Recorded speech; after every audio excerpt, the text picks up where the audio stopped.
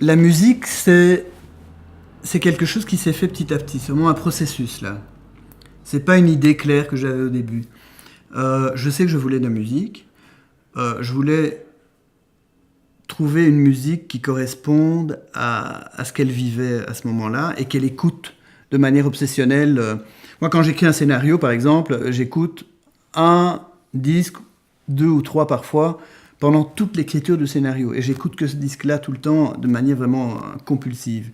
Et je suis là-dedans.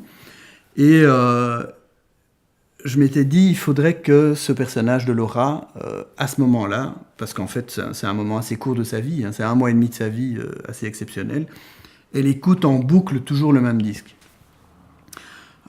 Donc il fallait trouver ce disque. Et c'est le mari de la productrice, qui est producteur de musique, qui m'a dit, tiens, il y a quelque chose... On parlait de musique, de ce que j'aime, de ce que j'aime pas. Tiens, il y a peut-être quelqu'un que t'aimerais beaucoup, Chris Dane. Et donc j'ai écouté son disque et ça tombait sous le son.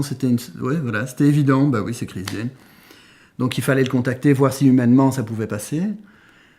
Et humainement, c'est un type...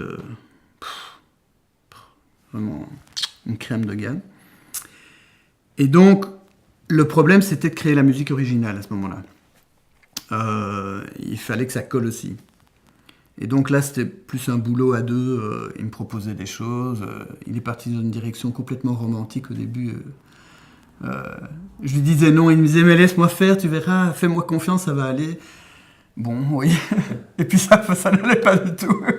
Donc on a changé notre fusil d'épaule, on a fait une musique beaucoup plus intégrée dans la bande-son, qui est en même temps musique et en même temps des bruits, et qui fait que la bande-son est...